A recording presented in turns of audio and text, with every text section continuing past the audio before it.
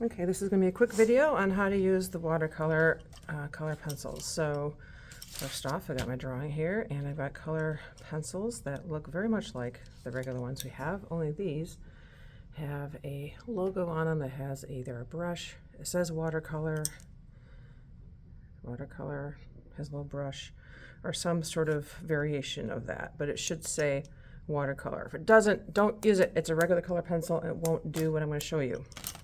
So you can see I already have some color on here. This is all done with these materials. I'm going to put some color on this building here.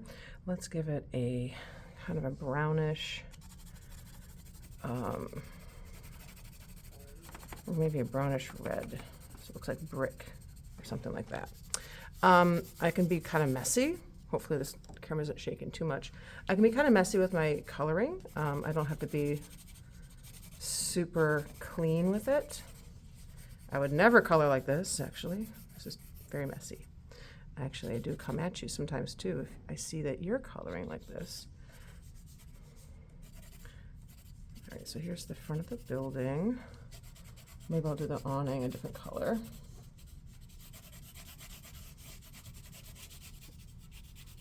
I'm very messy. And this side of the building can be the same. I'm not going to do the whole thing because I want to save some time here. So I've got my watercolor brushes, or I should say the brushes I'm using to put liquid on here.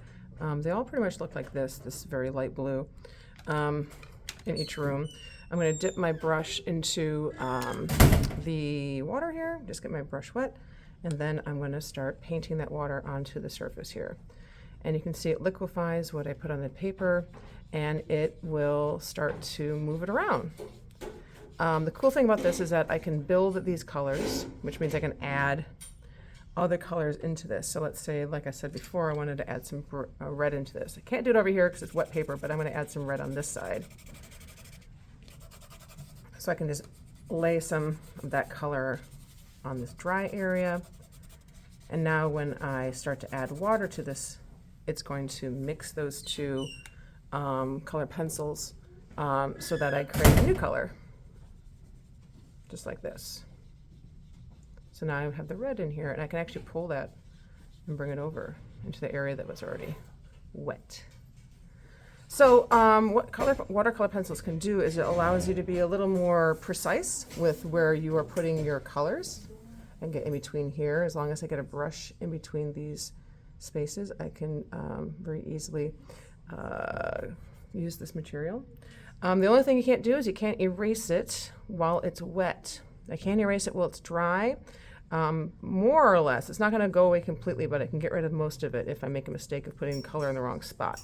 But that's only before I add water to it. One of the things you can also do is you can take a scrap piece of paper like this. You can take your color pencil. I'm going to take, let's say, a little bit of green here. I'm going to do the tree down here. I'm going to add in on this paper a lot of this, more than I would ever put on a surface here. So what I'm creating here is like a palette. So just like a paint palette, I can create these little, I guess you'd call them swatches, where I have the color pencil kind of filled in here. I can take my water and I can get this wet, and then I can pick it up on the brush and I can apply it to the surface. So this is another neat kind of interesting way of adding the color pencil to any surface, if you want to do it this way or directly on the paper. This is more immediate, obviously, and take less steps than the other one. Oh, there's some water, yellow left on there. No big deal.